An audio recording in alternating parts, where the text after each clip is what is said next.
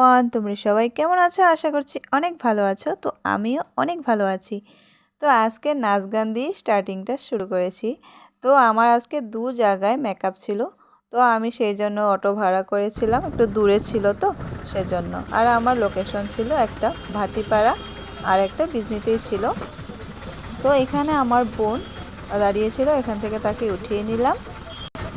তো আমরা বেরিয়ে পড়েছি আর রাস্তার দৃশ্যগুলো দেখতে দেখতে আমরা বাইরের বাড়িতে পৌঁছে গেছি।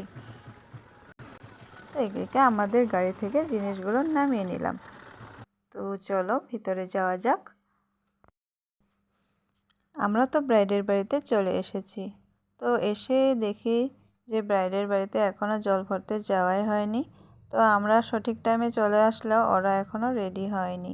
তো আর কি করার, একটু ওয়েট তো করতেই হবে। তো চলো এখন আমাদের মিষ্টি ব্রাইডকে দেখতে পাবে। তো এই হচ্ছে আমাদের ব্রাইড।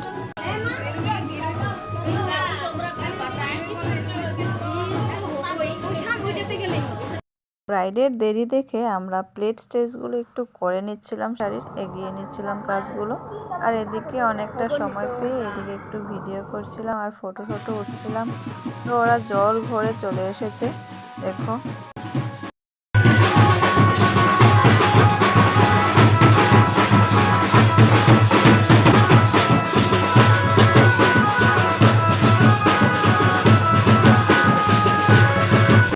দেড় ঘন্টা ওয়েট করার পরে আমার ব্রাইডকে কাছে পেয়েছি।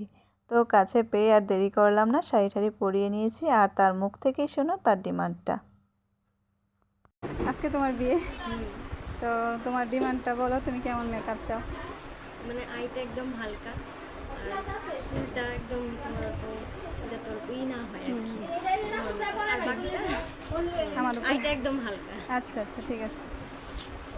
তো আমার ব্রাইডের মুখ থেকেই শুনতে পেলে একদম হালকা মেকআপ চাইছিল আর চুলটা যেন একদম ফুলিয়ে না দিই সেটা বলছিল। তো আমি একদম স্টার্ট করে দিয়েছি। ও মেকআপ ছাড়াও অনেক সুন্দর দেখতে আর খুব কিউটও। আর ওদের বাড়ির ব্যবহারগুলো খুব ভালো লাগে। ওদের প্রত্যেকটা মানুষই খুব সম্মান দিয়ে কথা বলে, খুব ভালো লাগে ওদের ব্যবহারগুলো। 2 বছর আগে ওর দিদিকেও আমি সাজিয়ে এসেছিলাম আর আমার সাজানোটা পছন্দ হয়েছিল বলে সেও মিনিমাম 1 বছরের বেশি হবে বুকিং করেছে আমাকে মেহেন্দির জন্য আর মেকআপের জন্য। আর মেহেন্দির ভিডিওটা হয়তো দেখতেই পেয়েছো, আর না দেখে থাকলে আমার প্রোফাইলে গিয়ে দেখে নিও। সেদিন সাজাতে গিয়েও বলে রেখেছে, দিদি তোমাকে আবারও আসতে হবে। আমি বললাম কেন?